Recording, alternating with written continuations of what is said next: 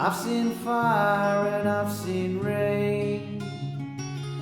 I've seen sunny days I thought would never end. I've seen lonely times when I could not find a friend. But I always thought that I'd see you again. Welcome back to the Fire and Rain Conversation Series, a series designed to inform and empower bushfire-prone communities to live safely with fire. I'm Emma Ashton and this is Rachel Oates. We're curious and concerned community members in the town of Forest in the Otways. In this second episode, we're taking a deep dive straight into the heart of the matter and what might be the essence of it all, caring for country. Before we do, we'd like to acknowledge the traditional owners of the land we're speaking from today, the Gadabanud and Gulajan of the Maar people, and their deep and continuous connection with the land. We acknowledge their elders, past, present and emerging.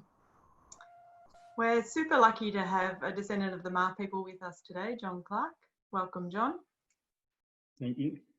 We're also very blessed to welcome Jack Pascoe, a Weeyn man fire practitioner and local ecologist in the Otways. Welcome, Jack. Thanks, guys.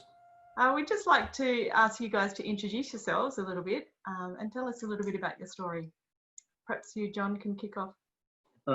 My name is John Clarke. I am a Weeyn man from what is now known as Southwest Victoria.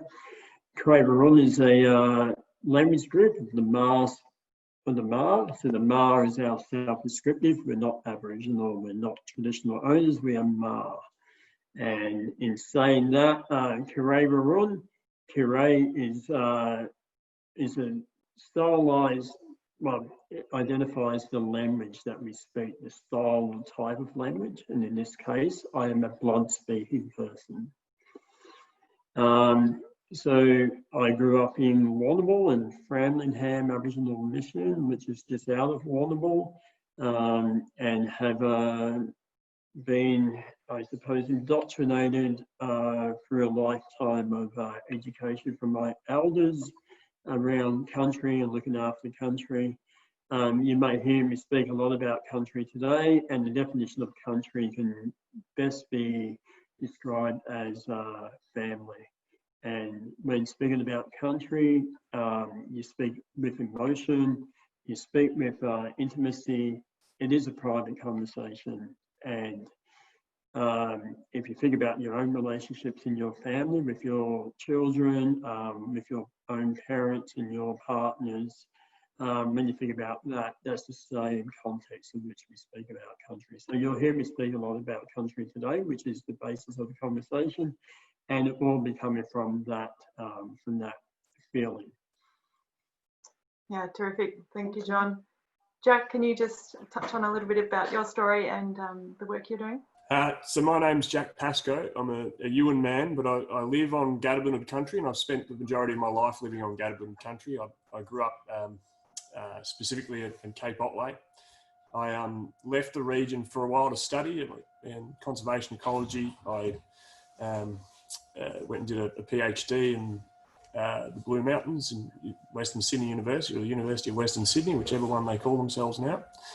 Looking at predators and their relationships with prey. I then came back to the Otway region in 2011, 2012 and worked a little bit with land care, and have spent a bit of time now, probably 8 years, working in my current position at the Conservation Ecology Centre, where I manage the research and land management program. Had probably the thing that got me into what we're fire work was a massive decline of the forests and woodlands of Cape Otway, largely due to an overabundance of koalas that basically destroyed the canopy of the trees in the area. And we decided to try and use fire to restore some of the country here. We had relatively good historical descriptions of what the country looked like prior to European settlement, and so we had a bit of a template to work towards. And we've slowly been adapting our fire practice to try and meet that description. And yeah, that's largely what we've been doing. Thanks, Jack. John, can you tell us what fire means to you? Certainly in the cultural context, fire is a critical part of country and looking after country. So a fire is one component of a, of overall process of looking after the country. And it depends upon the purpose of fire. What is the intent of fire in country? So when we speak about fire, well, fire itself is a tool for achieving an objective. And in the case of the Ma people, those objectives have been cultural objectives in looking after the country. So if we think about country and we think about territories, we think about Ma territory being a mosaic of different cultural areas. So these areas were effectively being managed for different cultural outputs. So when we think about creation stories, dreamtime stories, they are in fact, in many cases, they've been reduced to like fairy tales, but they are in fact management plans. And when we think about the objectives of some of those, so in the case of what is now known as the Otways, we would be thinking, the vast majority of country down there is grandmother fern country. So what does fire look like in that landscape? It's more than possible that fire shouldn't be in some parts of it and in other parts of it. So we think about what is the cultural objective of looking after any particular country, and then we deconstruct that. Well, how do we achieve the optimum or maximise the opportunity for that benefit, and then we recreate or reconstruct what management practices that may be applied. So in the case of fire, we'd be then looking, well, what does fire look like in the scope of Bandicoot country or Sheoak country or Muttonbird country? How does fire play the role in achieving the benefit and optimising the cultural objectives of any particular area? So it is a tool. Certainly in the case of Eastern Ma, we are developing a comprehensive cultural landscape management plan, and which fire is identified as the key output of that. And for us, we believe that the role that we will be playing is actually reintroducing fire as best we can and as near as we can to how our ancestors were applying it in landscape. It can be said that bushfires were unknown to us, and it was certainly documented by Europeans through interactions with Aboriginal people if they'd ever seen bushfires before, and they had said no, that it just didn't exist. And that was because of fire management practices, and that was because they were actually maintaining country for the benefit of a particular objective in any given area. Yeah. So can I just clarify what you meant there? So you're saying that there's a difference between fire and bushfire? Oh, absolutely. Absolutely. Yeah. If we look at current fire regimes, particularly in the Otways, a fair chunk of the fire regime is focused around asset protection. So obviously there are a significant amount of energy and resources put into burns around the likes of Lawn and other big townships, and including forest. And they're very strategic burns. The opportunity, well, and one of the challenges we have in the Otways is the prescriptions on when to burn and when you can't burn are very tight. Yeah. And so it leaves a very small window of opportunity to actually getting burned. In the case of traditional fire management, or where we identify what may be the cultural objective in doing the burn. So that's the first thing we'd do. And then the next step would then be to identify the role of fire in achieving that objective. So that we actually produce a regime that is maintained. And it's often the case that some burns may be applied in winter, and when we come back, it's going to be purely focused on on achieving the best outcome for that objective.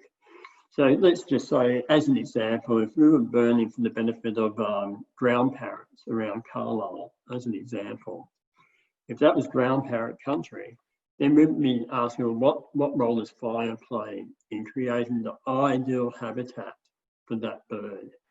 And then we'll apply it.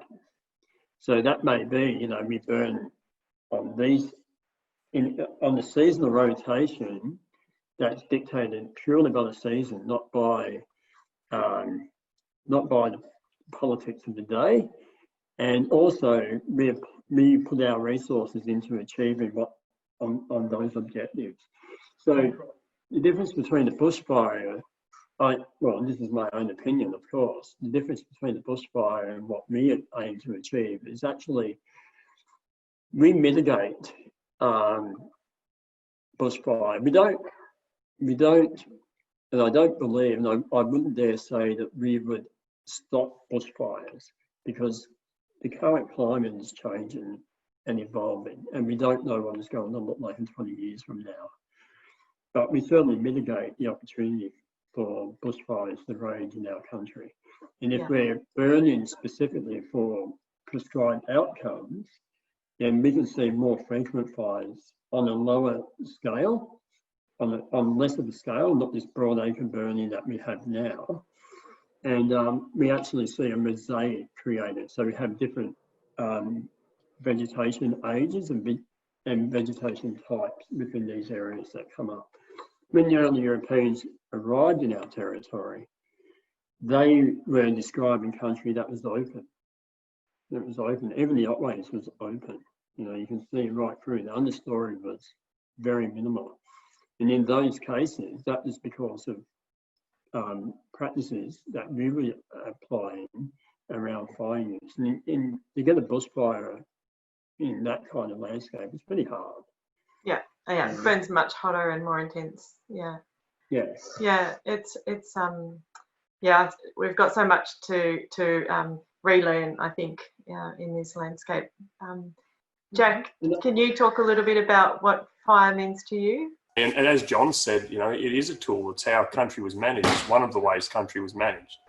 And the way it was used traditionally, and really the difference between even planned burn now and wildfire and burning by the mob was that deliberate act, and it was for a reason. So I think that's sort of what we're missing today, is the use of fire and that deliberate thought to do it for something.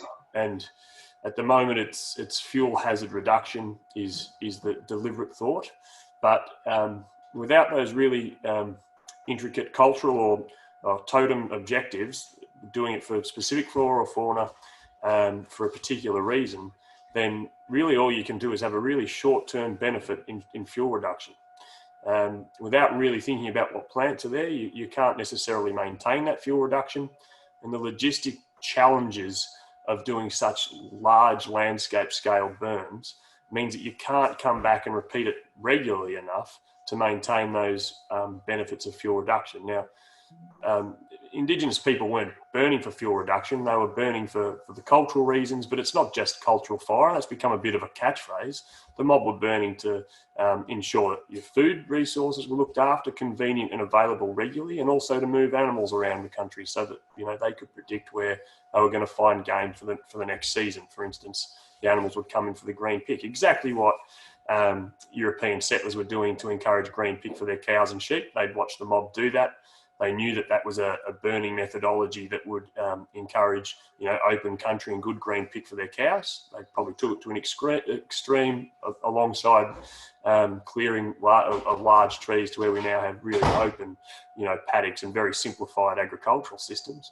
But the mob were maintaining a pretty diverse ecosystem, but they were doing it specifically for a reason. So whether that was food production or cultural protection of sites, or as I say, protect habitation areas. So I think for me the difference in the fire that we think about, either wildfire or planned burn, the difference is that deliberate thought and that really deliberate objective to maintain country for a purpose.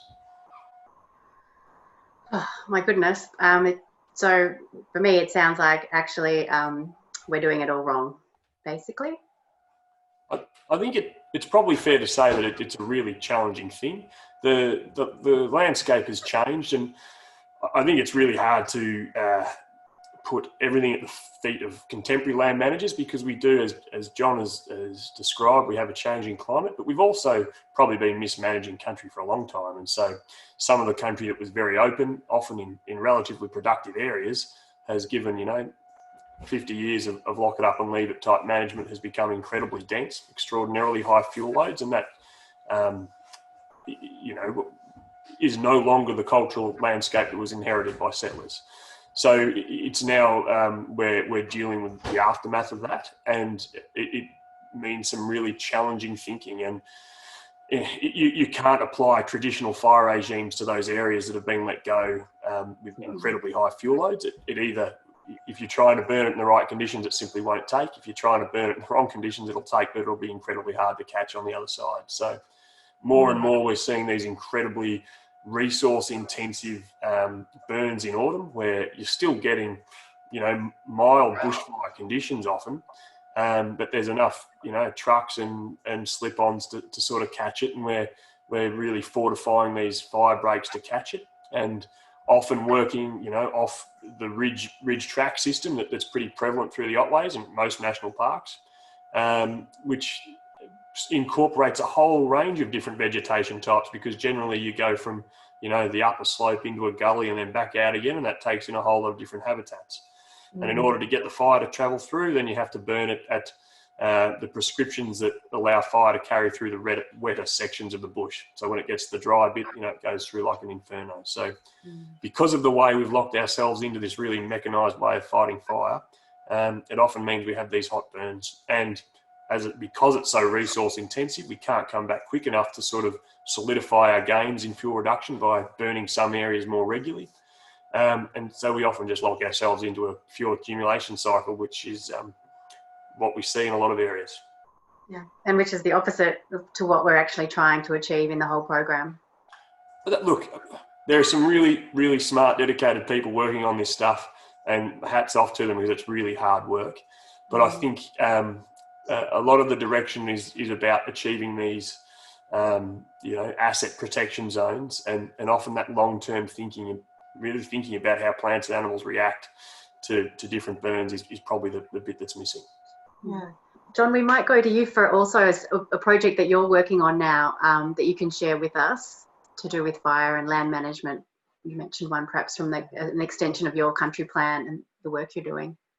Yeah, so Eastern Mar has the country plan, and as part of that country plan, we also have several strategies that we intend to fall out of that country plan, including the Pan Nukukia Weeyn Malangipa Nae strategy, which is a holistic country plan around specifically looking at country, looking after country.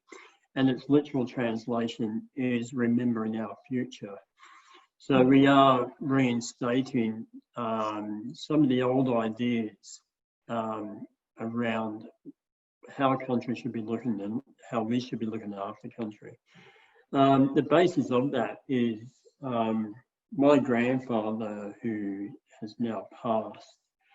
His grandparents were alive when Europeans first came into our territory and set up permanent residency. And with that, the stories that he had heard from them when Europeans were first coming into our territory, the Ma people were wanting to indoctrinate them into Aboriginal law. And the idea of that was so that they can understand where they were and what their obligations were to look after country. And the basis of, and that has now formed the very basis of this project or this strategy, because the intent is to be able to inform everyone. If you're going to be here, we have an obligation to look after country. And if you're going to stay here, you have an obligation as well. So the intent of this strategy is to identify what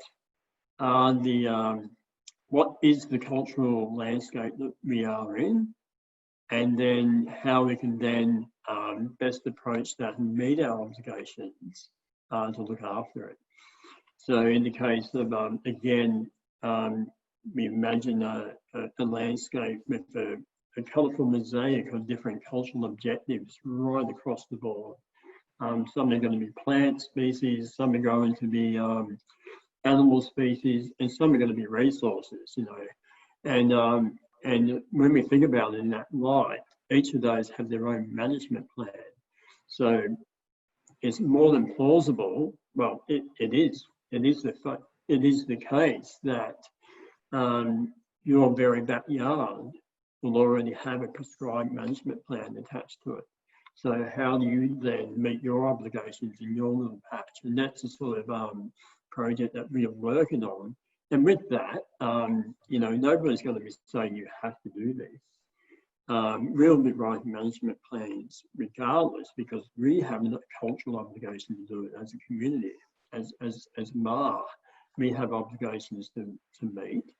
And we'll be looking for partnerships, and we'll be looking to the broader community to say, you know what, your farm is actually in this country here.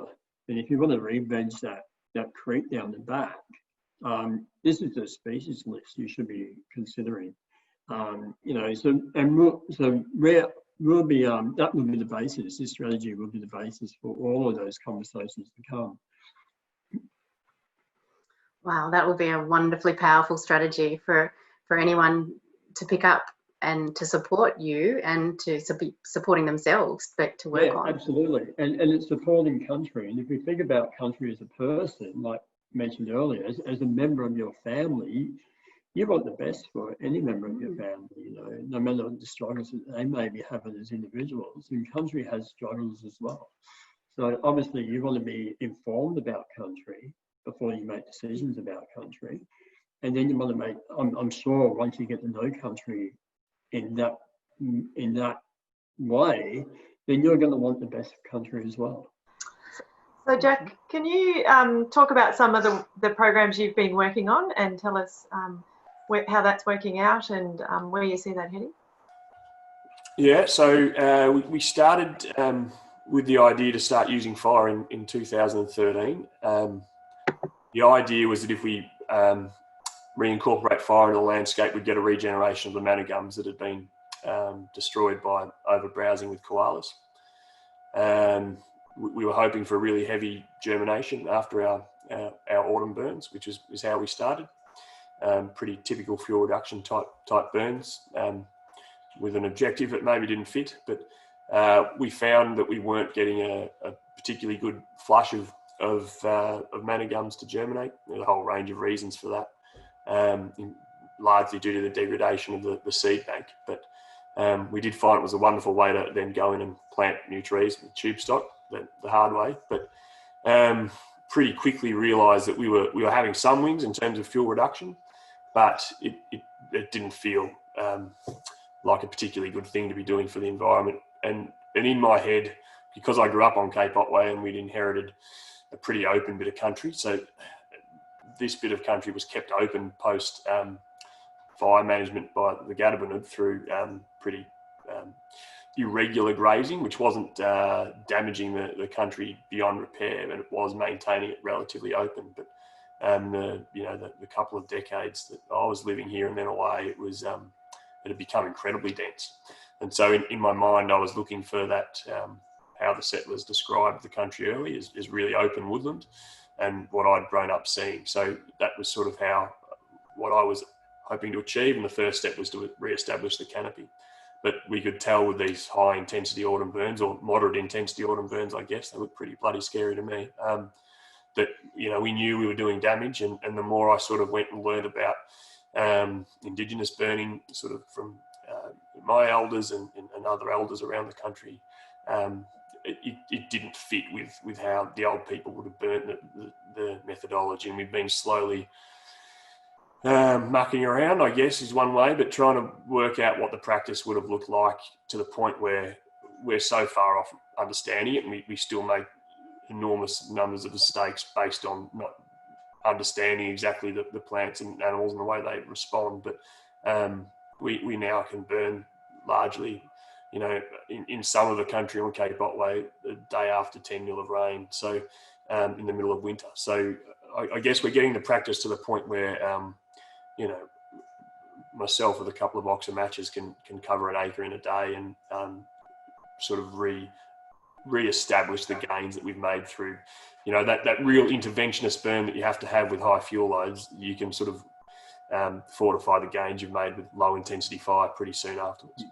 Our landscape surrounding us here in our town, like, is there things that we can be doing, conversations we can be having? Yeah, what would you recommend we do? This is also to build, this is, the series is about building resilience. So, you know, we're encouraging people in lots of different ways to learn more, to find out more, to build their own resilience for looking after themselves and looking after the country. And I Jack, think that's probably the key. Sorry, I just want to add, that's probably the key, and it's probably about sharing. You know, it's, you know, from a Mar perspective, we've never seen it in any country. You know, that's in effect, in our hearts, it's all still ours. It still belongs to us, you know. And if we think about country as a family member, it's like somebody's been taken away from our family, but, you know, that's still our family. So we haven't ceded anything. And with that, we haven't ceded our obligations to look after it. So we are still culturally obliged to look after the country.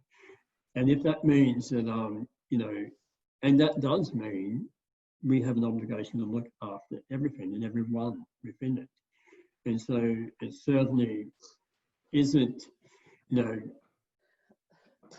a lot of, there's a lot of misgivings in the broader community about what Aboriginal people want. But I can say categorically here that all we want is to be able to fulfil our cultural obligation. Jack, do you have? I guess in that frame, I really just want to reiterate John Boy's point. Now, I mean, I don't speak for this bit of country in any way, shape, or form, but I have cultural obligations to country and certain animals and species, and whilst it's not acknowledged in law, it's acknowledged in my law, and it's just as important to me as the laws that govern day-to-day life. And I think what would be the main take-home thing is that, yeah, I know we're going to keep following the law because we don't want to end up in the slammer. We're pretty keen to avoid that. But these laws that govern the way we live are just as important to us as who's legally obliged to manage this piece of country because it's their land tenure.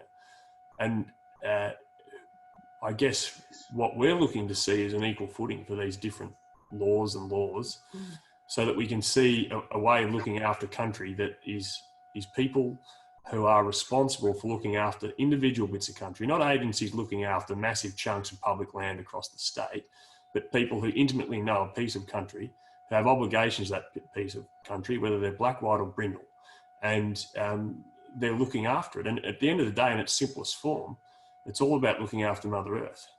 And that's really the only thing that we should be worried about as human beings at this point. It's the only thing that keeps us all alive. We have an obligation to Mother Earth and all the species that exist on it. And in reality, we're part of that. And as John says, and in Weeyn community, you know, it is literally a mother relationship with the earth. And if we just acknowledge that as a society, well, we can't go too far wrong. Thank you to both of you so much. We just have one final question, hopefully, to end on a note that gives us an indication of what gives you hope. End on a lovely positive note. What gives you hope, John? I go to Jack, you go first, mate. Fair enough. I was asked to give a lecture on this at a conference recently, and the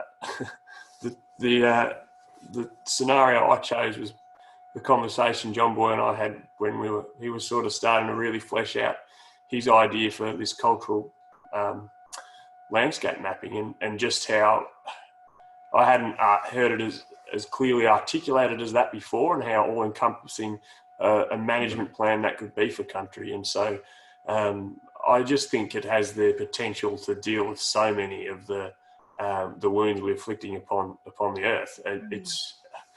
It has to be right, because we've supported all the biodiversity. That management plan, once we find it again, has supported all the biodiversity that we have left and more.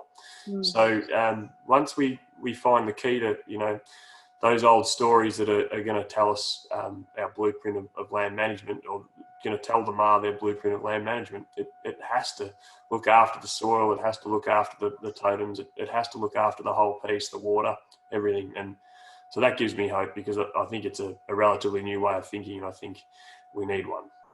Yeah. Awesome. Thank you. And John, what about you? Well, just thinking about my grandfather, who's on the screen behind me.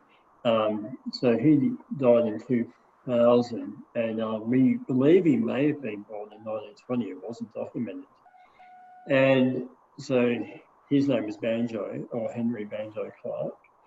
And I think about, if his grandparents were alive, as mentioned earlier, when Europeans came, and they were children at the time. So then we jumped to his generation, and at no time during his lifetime, if I think about him as the same age as I am now, he wasn't asked these questions. He wasn't engaged with. He wasn't asked, why is this place important to you, and what do you think we should be doing about it? He wasn't given that opportunity. So when I think about myself in the current position I am in, I think about that progress, or the transitions that have been made. And look, none of it's been handed to us. They are fights. We need to fight to get in the door. And I think about my ancestors who did fight the fight to have these conversations. Just to be able to have the conversation is so important. And so I think ahead, and I think about, the next generation, the generation to come.